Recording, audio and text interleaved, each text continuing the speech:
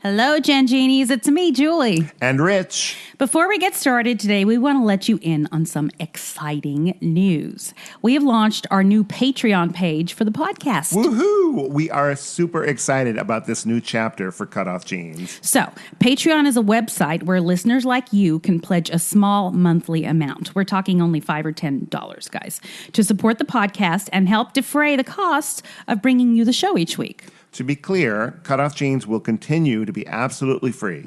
But to thank you for your support, we are going to offer our patrons some fun little extras. Like early access to the podcast every week, where you'll get to hear the latest episode before it's released to the general public. And why not make your friends jealous with exclusive patron-only Cut Off Jeans swag? Fancy. And here's something you guys have been asking for, and I'm really looking forward to this. I'm going to host a monthly, hour-long, online Ask Me Anything session where patrons at the $10 level can literally ask me anything. Anything? You're a brave woman, Julie. You know, I know.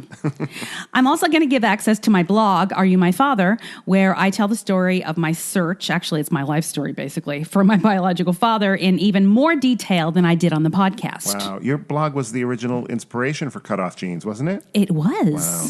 Well, all patrons at any level will receive a shout-out on the podcast along with our undying gratitude for your support. Yep. You guys know that this show is a labor of love for me. It's something I'm very passionate about. It'd mean so much to me if you would consider supporting our work here on the podcast by going to patreon.com/cutoffjeanspodcast. That's Patreon, patreon.com/cutoffjeanspodcast. We'll add a link to it on the podcast and on the Facebook page. Thank you all, my Gen Genies. And now, on with the show. Woo! Is your family tree a mystery?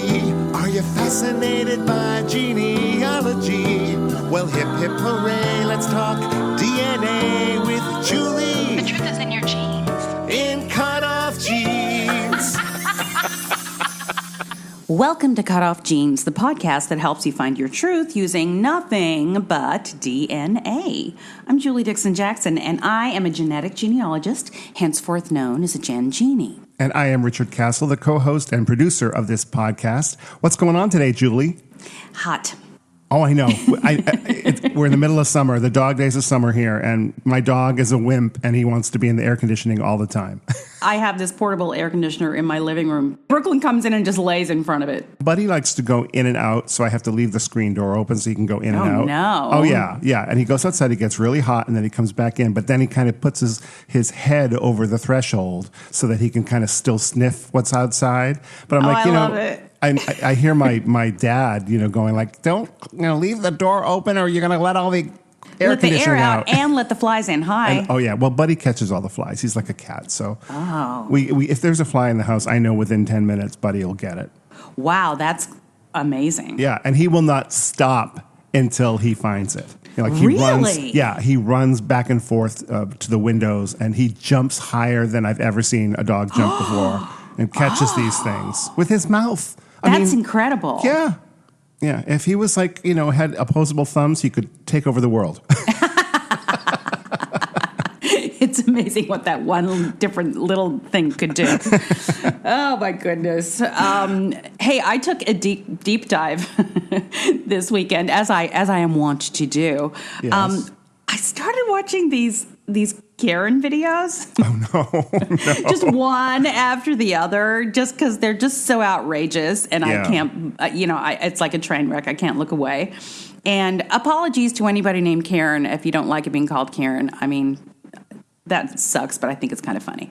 But I don't know how that caught on, but yeah, I get it. If I was named Karen, I'd be very upset. It just seems to fit. I know. Yeah. I have a lot of Karen friends who aren't Karens, but they're Karens. Right.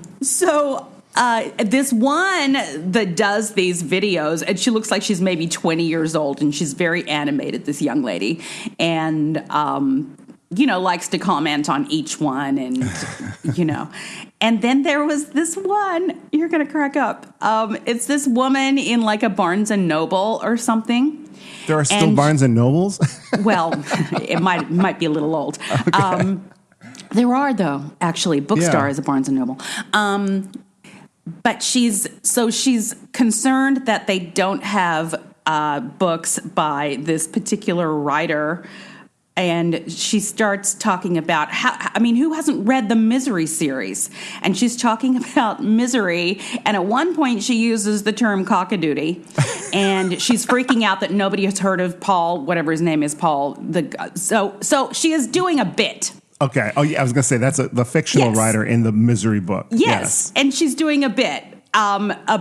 She's basically playing the Kathy Bates role. She can't believe that nobody knows the Misery series and I realized that the girl that's hosting this thing thinks that she's serious.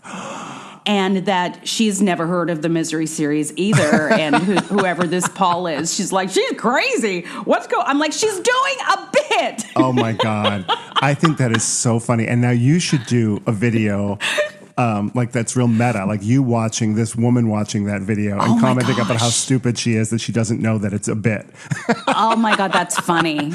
I have to figure out how to do that. People have gotten in trouble over the years doing satire because people don't recognize that they are doing satire. And I think that whatever that woman was doing is really funny. I mean, I love that kind of stuff. I think it's hysterical. Hilarious. I was like, oh, she's doing Kathy, but then I realized, people aren't really in on it in there. And then the host wasn't even in on it.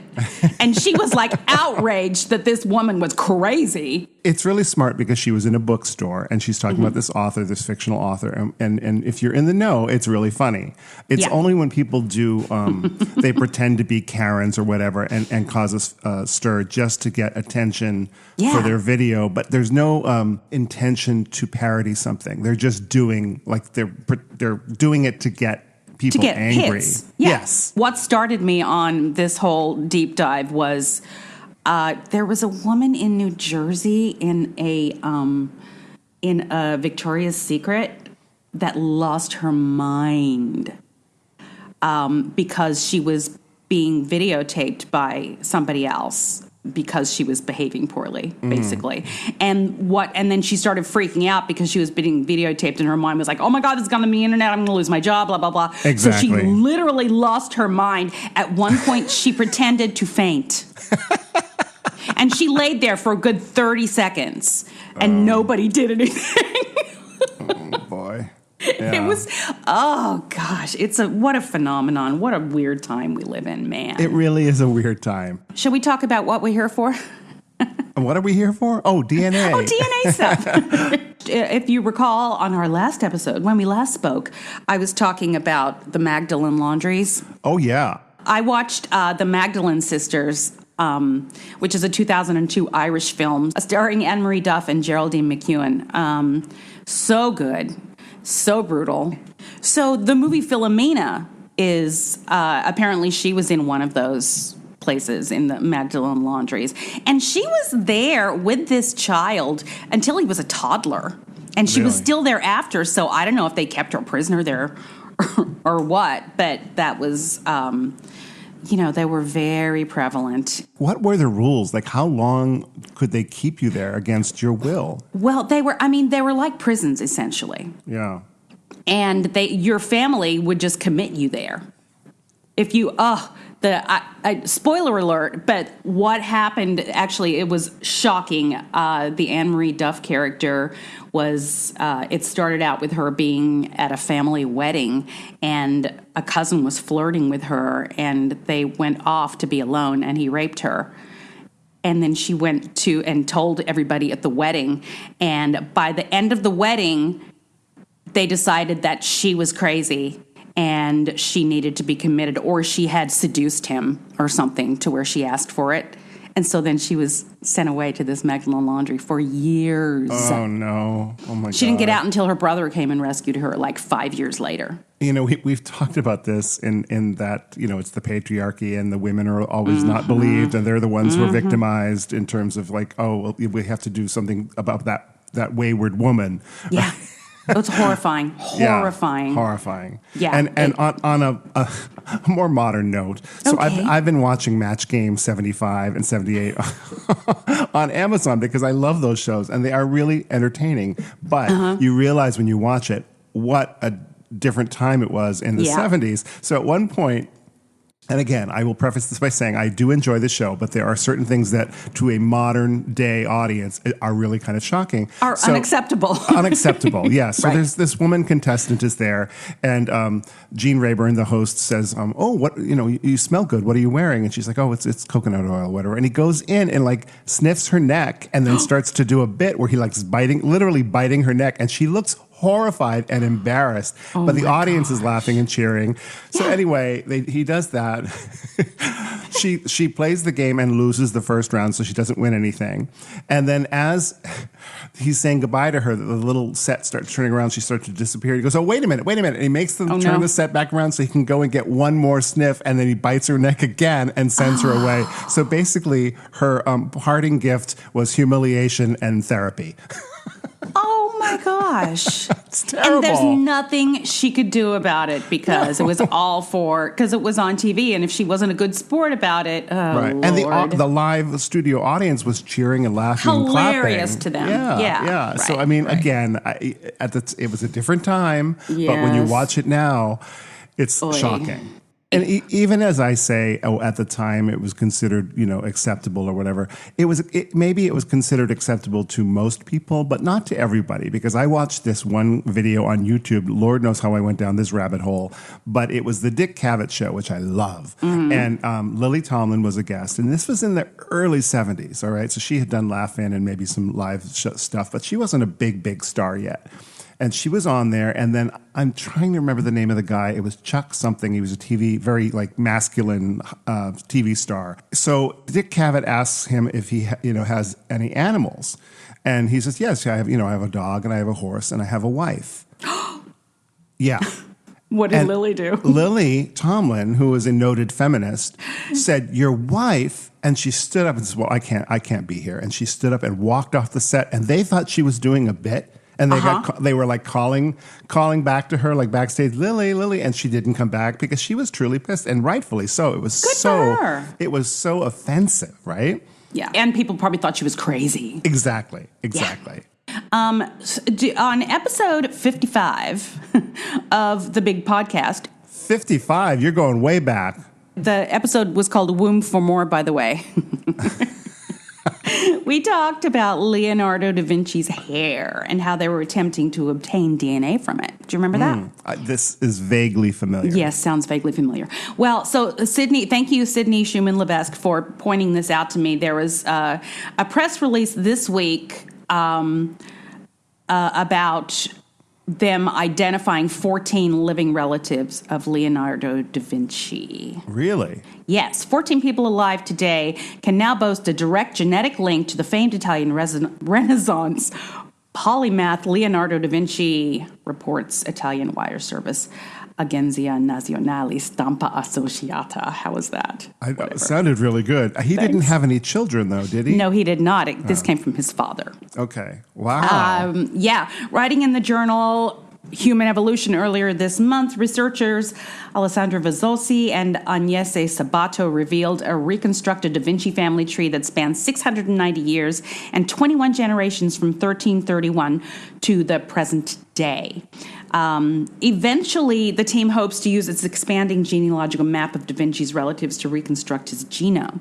If they succeed, the scholars hope to explore the roots of Leonardo's genius and see if some of the inventor's physical quirks, such as his left-handedness and synesthesia, have a basis in his genetic code. Genetic evidence could also help scientists determine if remains buried in Amboise, France, really belonged to Leonardo. So at this point, I realized, this doesn't seem to be DNA-based, because it sounds like they're still working on the genetic evidence. It sounds like this was just a research project. Right, but they were able to identify living relatives, so that had to have been through DNA, no? Well, it doesn't say that they were. That's why I'm confused. And it never mentions the hair that I mentioned, a year and a half ago. And where did they get the hair? Like, how does hair still exist from, 600 years ago? It was in a collection. It was in an art collection, I believe, that somebody had. Narrowing down a list of Leonardo's blood relatives is time-consuming, complicated work. He never had children, and he may have been gay and was perhaps even thrown into jail for sodomy in 1476. Wow. Yeah, I didn't know that, though the case against him was later dismissed. The newly identified relatives range in age from 1 to 85 years old. Some still bear the family name, which originated with Leonardo's direct male ancestor, Michel da Vinci, born in 1331, and was originally meant to describe where family members were born, near Vinci, in the city, a city in Tuscany. Also known as the Da Vinci Abode. Sure. Of the 14 descendants referenced in the study, just one had previously known about their links. Some still live in the towns neighboring Vinci and have ordinary jobs like a clerk or surveyor and an artisan. In 2016, researchers identified 35 living relatives, including film director Franco Zeffirelli. Oh, well, there's some kind of genius in there. That was in 2016, but they were not from the Y chromosome. Speaking of patriarchy, they were mostly indirect from the female line.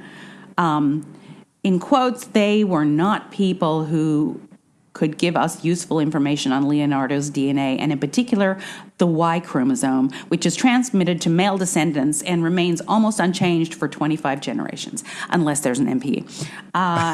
Which there is always an NPE. Which there's always an NPE, Yeah. so... If you can go 26 generations without that's an NPE... amazing. Yeah. Yeah. I would venture to guess that in the history of time, that has never happened. Yeah. 26 generations without an NPE. I wonder, it would be an interesting study. Without anybody straying in any way or having any kind of, trauma. Oh, there's got to be know. somebody. Think of all the people in the world. Right? Yeah. But Well, maybe just one. Yeah. The purest of all. So because this didn't really talk about DNA, they keep talking about they can get more information to evaluate if the remains in his grave, his known grave, are really his. And I would think you would get that from the living descendants. So this is not as fully realized as I initially thought. Oh. Was my point. So I looked up, I wanted to find more. So the J. Craig Venter Institute, J. Craig Venter is a geneticist who was married to Barbara Ray Venter, who was the Golden State Killer genius. Oh, okay. Yeah. The goal of the Leonardo da Vinci DNA project, which is what this institute does, is to conclusively determine if the remains purported to be those of Leonardo da Vinci at Amboise Castle are his by comparing DNA profiles to those of known relatives. Further, we intend to use whole genome sequencing data from Leonardo's remains to better understand his extraordinary talents and visual acuity through genetic associations. So, again, no mention of the hair. I don't know if that was that just kind of fell through. But it sounds like they have access to his remains. Well, I mean, whoever's buried in that grave that they think was him. Why would they bury somebody else in that grave? I don't know. That's why I wonder a lot of people think that it. nobody's in their own grave. So, apparently that happens. I've got one foot in my mouth and the other foot in the grave. You're flexible. Well, while we ponder that, let's take a break. Let's. If you're enjoying our podcast, please subscribe, rate, and review. Or consider supporting us on our Patreon page, patreon.com/Cut Off Jeans Podcast. Now back to Julie and me. All right, we're back. Here's a sad story. A woman was arrested on Friday after years of dead ends in the investigation into the death of baby Marianne, who was found September 24th, 2007 at the YMCA's old location at 572 North Queen Street, which is in a town. I didn't get everything, but it's a town in Pennsylvania. Okay. The baby, whom authorities said was born alive between 35 and 38 weeks of pregnancy, died of complications of asphyxia. Authorities said she was found wrapped in a bloodstained towel and several plastic bags and was placed in a canvas bag along with the placenta and umbilical cord. Oh, my goodness. Her death was ruled a homicide, but a suspect was never identified despite countless interviews and at least 25 women being ruled out as the mother. When Sergeant Randall Zook became lead investigator of the case in 2016, he submitted DNA evidence to Parabon Nanolabs, And that's how he found a second cousin to the baby. So over the next 3 years, Zook assembled a reverse family tree. Why would it take 3 years with a second cousin? That's weird to me. I could do it in 3 days. Anyway, a reverse family tree for Marianne, ruling out family members and eventually discovering an intricate connection between this woman whose name is Brazel, that's her last name, and the baby. Zook and Lancaster, it was Lancaster. Police, Jessica Higgins, interviewed Brazel Thursday at her home in Valparaiso, Indiana, where she admitted to giving birth to Marianne at her former home. So her name is Tara Brazel. She was known as Tara Indracosset in 2007. She told investigators she knew she was pregnant, failed to seek prenatal care, and did not seek medical care after her baby was born. She reportedly admitted to putting her baby in the dumpster. Investigators could not comment on a motive. So what are your feelings on this so far? What are your thoughts? I'm horrified. I mean, I'm horrified. I'm going to assume that the woman has some mental health issues because I can't imagine anyone doing such a horrific thing to a newborn baby. Right. But I don't know. How old do you think she was? Oh, well, I always immediately go to like she's either a teenager or really young. Right. So there's a lot of talk about prosecuting these women, and I think everyone should be prosecuted. I think when they're teenagers, it's still murder, but I think it should be different. I think we need to have a little more empathy and understanding because they're minors and, we don't know what they went through, what they were going through. And I just have a little more understanding. I understand what you're saying, but yeah. How long ago did this happen? It happened in 2007. Now, the reason I asked you that was because I just assumed she was probably 14 or 15. But the rules, aren't there laws now? I don't believe there were back then, but there are laws about being able to give up your child. You could walk into a police station or whatever, you've always been hospital. able to do that. It just got publicized later. You've always been able to do that. But here's the clincher. I assumed that she was a teenager, but she was in her 30s. She was in her early 30s at the time. Yeah. That puts a whole different color on it for me. Yep. And this is happening more and more there. So people who did this, I'm sure, are shaking in their boots once again because this is easy. This is, you can 100% identify people. The authorities say they know who the father was, and he has been interviewed. Whether he was aware of the baby's birth or was involved in any way remains under investigation. And they asked for anyone who knew her in 2007 has information on the case are asked to call the Lancaster Bureau of Police. Yeah, it's tragic, but I just can't, especially knowing how old she was. That makes me think there had to have been mental health issues because how do you do that? How do you carry a baby to term? It's absolutely, yes. And do something like that with a living child. The baby was living. It wasn't like she can't say that she was born stillborn because she was asphyxiated. It's so sad. It's she could have given that child up for adoption. She could have, she could have ended the pregnancy early if she was old enough to have known. There's no excuse other than mental health. Or sociopathy. Yes. There's that too. Right. There are many people walking around that have zero conscience and zero accountability. Well, they should also look and see if this has ever happened again. I think I would go over her life with a fine-tooth comb. I wonder and if she has other kids. Have you been pregnant before? Yeah. Yeah. It's crazy. Just awful. Anywho, yeah. I think we should cut this short because if I recall, the third chapter of the story is longer. Yes. So let's take a break and we'll be back shortly. All right. Thank you for listening to Cut Off Jeans with Julie Dixon Jackson and Richard Castle. You can support us by going to patreon.com/Cut Off Jeans podcast. Now, back to the program. All right, this week's Epic Odyssey is part 3 of Christy Jacobs' amazing story.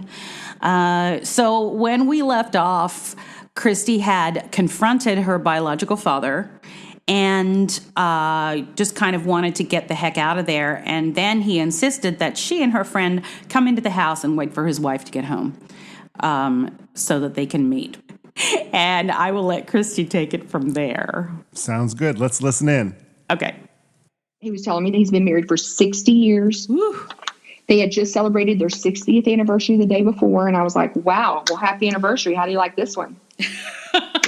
This present, right? And I said, well, where is your wife here? And he said, no, she's at the beauty parlor, but she should be coming home pretty quick. And I said, well, we're going to leave. I wasn't given any information, phone numbers or anything. I was just like, we're going to go. Thank you very much kind of thing. And he was like, no, I'd really like you to come inside and meet her. Really? Exactly. I'm like, what? I was like, I don't think that's appropriate. Well, I mean maybe it had, well, go ahead. Keep talking. I mean, maybe to him it was, though, and I kept saying, Larry, I don't want to be part of that because that's kind of your story to tell. Yeah. And I feel like if I'm in there, she's going to think this was a planned ambush or something. I don't know what she's going to think. Yeah. But I was just thinking if someone just came in my house and strangers are sitting there and I'm like, what's going on? And so I told my best friend, I was like, look, because she had went and sat in the car for a little bit. I said, he wants us to come inside and wait for his wife to come home. And she was like, really? Let's do it. And I was like, man, I'm not feeling good about this at all. So we go in and he's just like so happy. And he's showing us pictures throughout the house. And like, it is just family reunion day kind of thing. Huh. And I am just a nervous wreck at this point because I'm like, this woman's going to be here any minute. I don't know her, what's going to happen. So we're sitting in the living room. His wife walks in. She's all smiles and stuff, and she's this little old lady. And she goes, oh, well, we have company. My friend and I are sitting on the sofa facing her, and she keeps looking at us and looking at him back and forth. And she goes, well, Larry's not saying anything. She looks at us. She goes, well, who are y'all? Real sweet. And Larry just goes, well, that's my daughter, and it's time that you met her. And that's not the way I would have gone about it. And that's all he said. And it was like the end. That was it. And I'm sitting there and she's looking over at myself and my friend. And she's like, really? Which one of y'all? And so I'm like a little kid at school and I'm raising my hand. I was like, that would be me. And she's like, really? And how do you know why, and she's like, what makes you think that? How do you know? And so here I'm talking to a lady that's almost 80 and I'm trying to explain to her that DNA doesn't lie. And this is crazy. It is crazy. And she's like, I still don't understand. I said, well, you have a grandson and he recently submitted his DNA to ancestry.com. And once you do that and the labs do whatever they do and they create this data, it's uploaded into the system. And then anyone that you're related to populates. So you can see everyone that you're actually legitimately related to. Mm-hmm. And she still wasn't understanding it. So I got my phone. I got up and opened my phone. I opened up my tree to show her, not my tree, but your results. My results. And I showed her Joey on there. And then when I clicked his tree and she saw her name and like her family and everything, she's like, how would he have known? Some of this stuff isn't even spelled right, these people's names. And I was like, well, that doesn't really, I said, it doesn't matter. You can change any of that. What matters is that, do you see me right here? And I said, this number right here with the CM next to it, that calculates how close we are in relation to being related. And he is my half nephew. Mm-hmm. And so she was, and I can't imagine, she was just taken back. It was a lot of awkward silence. I left the room several times. Okay, so did she know? I mean, did she know that he had affairs? I don't know. See, that's what I was thinking, that if he was inviting her in, that maybe he'd told her about this phone call that he'd gotten from your mother and fessed up. Because he said when he got that phone call, she was actually in the truck with him. I forgot that part. She was actually in the truck and he didn't know how to respond. And that's when he lied to my mother saying, you have the wrong Larry. That's my cousin. And he passed away about 3 years ago. Right. And so my mother thought. Yeah, so he doesn't have a history as far as she knows of stepping out. Not that I'm aware of. Oh, man. But I can only think in my mind, is she thinking, okay, how many more kids are going to show up at the door? Yeah. Because that's what I would be like. In my mind, I'd be like, okay, this is one. How many other affairs did you have? I just want to know what to expect. Yeah. That's just me, right? Yeah. But I kept getting up and leaving. And then my friend and I left the room for about 15 minutes at one point to give them a little bit of time. But you could not even hear a pin drop where they were. Oh, my God. See, oh, man. I mean, what do you do? I mean, there's no instruction manual. Yeah. And if I had been invited in, I just would have assumed that she knew something. Right. Something. That's nuts. Oh my gosh. Because he's like, I knew this day was coming and all this other stuff. And so he just says, this is my daughter. And he stops talking. So for like the next literally hour, she has all the questions and I'm trying to answer. She's like, well, what's your mother's name? I said, her name was Sherry Limoges. Where did she grow up in? She grew up in Carrollton, Texas. She was 20 when she got pregnant with me. And, she's like, well, don't you have a dad? And I said, yeah, I have an amazing daddy. I said, I have a daddy. Once again, beside the point. Right. And I said, I'm not here again to disrupt your lives. I don't want anything from y'all. I don't want your money. If you have any, I don't care. I'm self-sufficient. I just have answers. I said, listen, Sandy, no disrespect. DNA doesn't lie. None of this is my fault. I am the result of a situation that happened beyond my control. 2 people got together, had an affair. I was the result of it. The end. Yeah. So I have every right to learn my truth. Mm-hmm. And that is what I'm trying to learn. And I said, I have these amazing sons. They're getting to the age where at some point they might get married. They're going to want to have children. They have the right to know what their family history is, period. Everyone has that right to know. Mm-hmm. And she was like, yeah. And my friend was like, Christy, we need to go. And I was like, you're right, we need to go. So I was just like, we need to get going because it's getting late. We got to drive through Dallas traffic and everything. And so, Larry pops up right away. He just jumps up and he and my friend walk outside. And then Sandy's like, well, I got to go outside to move my car because I'm parked behind y'all. And I was like, okay. Well, she didn't go outside when they went outside. So I was in the house with his wife alone for 30 minutes. Oh, wow. Because she just wanted to talk to me. She cried. Aww. She hugged me. She had told me that Joey, they actually raised from the age of 11 forward. Oh, wow. And so I don't, that was very important to her. She was going and getting pictures out of her bedroom to come and show me of her, my half sister, her daughter's partner and their son. And, and I was just like, wow, this woman is getting this, right? This is crazy. As I'm leaving, I was just like, I was just very grateful. I thanked her so many times. I was like, I'm so sorry that this was just dropped on you. I mean, I don't know. And then I was like, I don't know why I'm apologizing. But well, yes, because you're human and you have emotions and I don't understand why he would drop it on her that way. That's so weird. I know. And she goes on to tell me that she had breast cancer. And so she's fought so hard in her life. And then this happens, and then she's, Larry and my friend came back in, and she was like, do we have your phone number or your contact information? I said, no, you don't. And then she's like, can I have it? And I was like, I guess you can, Oh my God. Because I had no intention of doing it, but at that point, what do you do? So she got out a pad of paper, and I wrote it down, and I left it there, and she goes, well, do you have our number? And I said, no, I don't. And she wrote down her cell number and gave it to me. Huh. Oh, boy. And then she went to move her car, and we were all outside. So she goes and gets in the car, and Larry's standing by me like real nervous like. And now he knows when you leave, there's no buffer. It's going to hit the fan. Man. And he's like real, like scooting his feet around, real nervous. And he's got his head tilted down, and he's trying to whisper to me. Like, she's in her car. She can't hear anyways. But he's like, I gave your friend my phone number. Call me. Let's go to lunch, and he goes, I'm sorry about all this. Most of the time when people apologize to me, I usually say, what are you apologizing for? Yeah. But in this case, it was legit. Yes. Yeah. And I didn't question it. And he goes, and I want you to know I love you. And I was like, oh, and I just said, okay.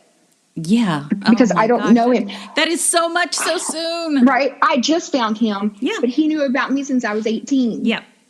And I was mad. Yes. At that point, I was pissed off. Yeah. And so I gave him a hug and I said, I hope you have a happy Father's Day.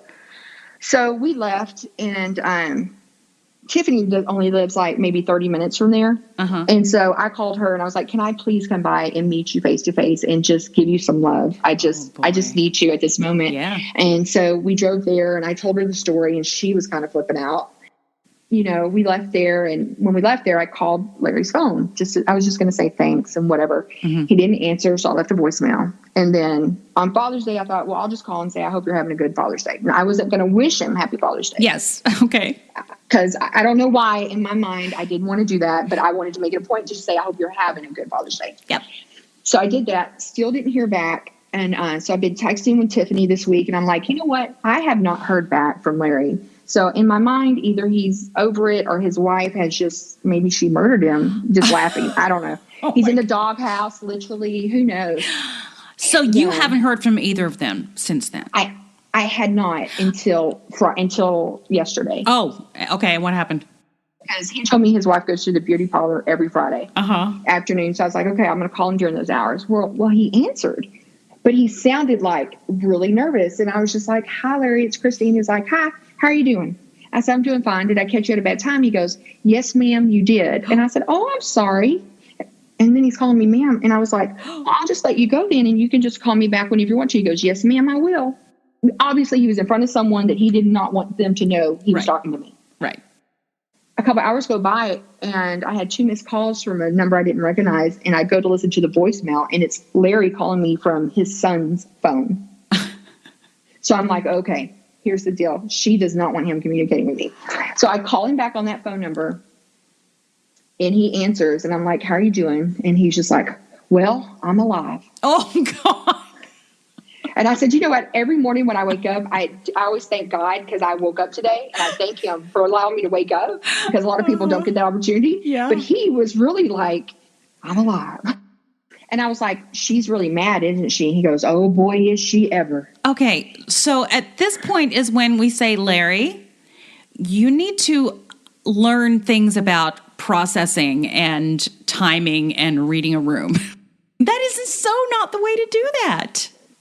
We kept trying to get out of doing that. Well, and you also didn't know what she, what she knew. He was not, wow. He wasn't forthcoming with a lot of stuff. No. Like that. Oh my gosh. He was Larry. he was so detailed about the night that the evening that he spent with my mother. Mm-hmm. And that was the only detail I got from him throughout the rest of our conversation. It must have been very memorable. Must have been a good night, right? And I'm like, well, Larry, I said, I don't know what to say. I'm sure she's in shock the way that this was kind of dumped on her. Yes. He was like, Christy, I feel like she knew, because she had told me your mother called the house one time. And I guess, so when my mom called their house at that point, I guess she either left a message on their message machine, or maybe Sandy was there, because she told Larry, Sandy told Larry, I remember her mother calling me. Oh, wow. Again, it's out of my control. And he's like, I just keep telling her that none of this is your fault. No, this is my fault and your mother's fault. Yeah, she knows that. She's pissed, though. And I said, well, she's pissed. And obviously she doesn't want me to spend any time with you. I mean, maybe she's feeling a little jealous too, or whatever. I don't know. And you know what? You gotta, it's understandable that she feels that way, but she married the guy. She chose him. Right. And for 60 years. Yes. Yes. Yeah. And I'm sure when she was processing, because like her daughter is 60 or almost 60 and her son's 56. So she's at home with 2 little kids and her husband's out having fun. Oh, yeah.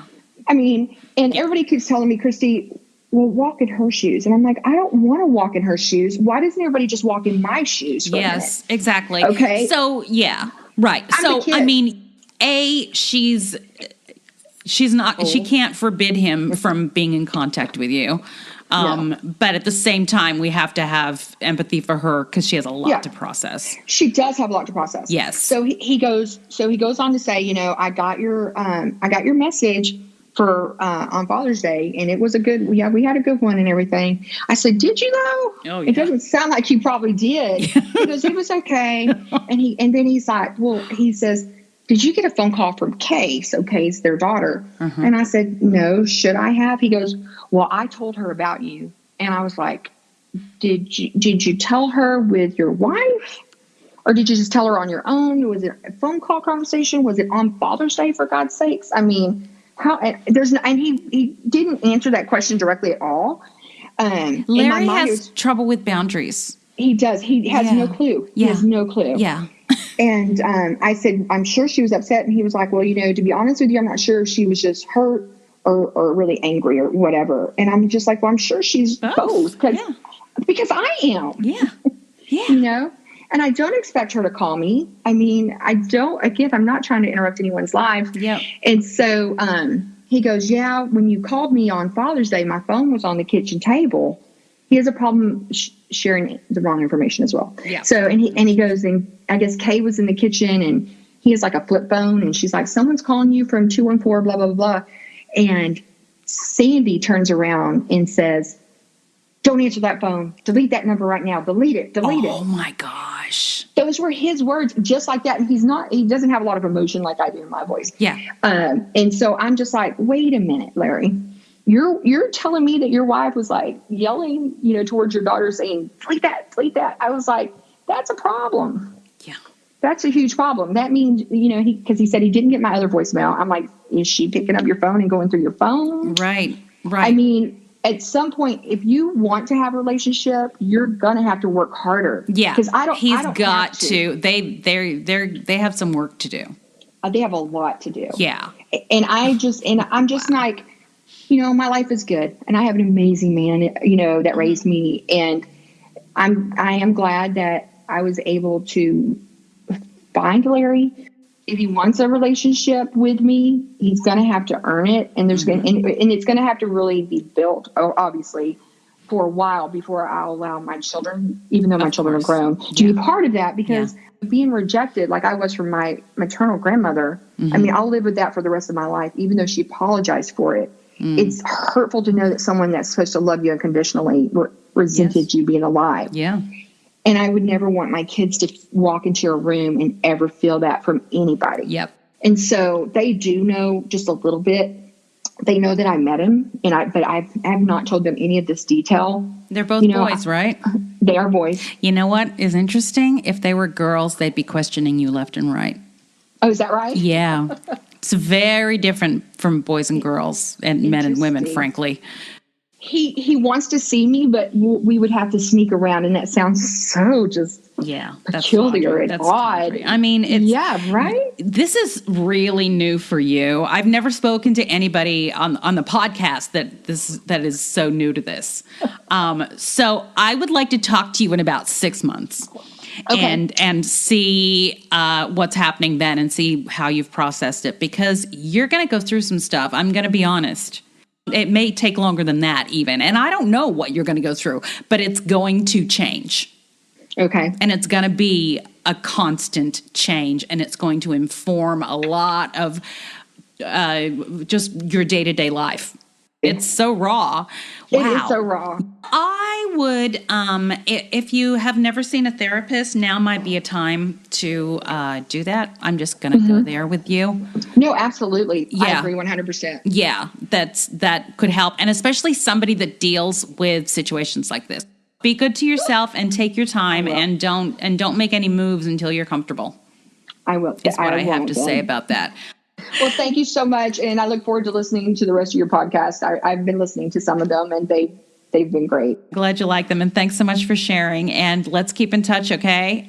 Absolutely. I'll talk to you soon. All right. Thank you so much, Christy, for telling that amazing story. Some people are just completely or completely lack self-awareness, or don't know how to read a room.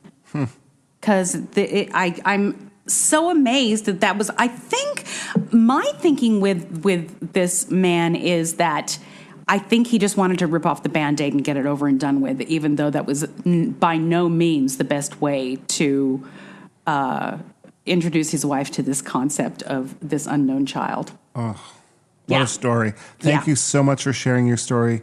Christy, Thanks, we Christy. really appreciate it. It really was great. Really a great story.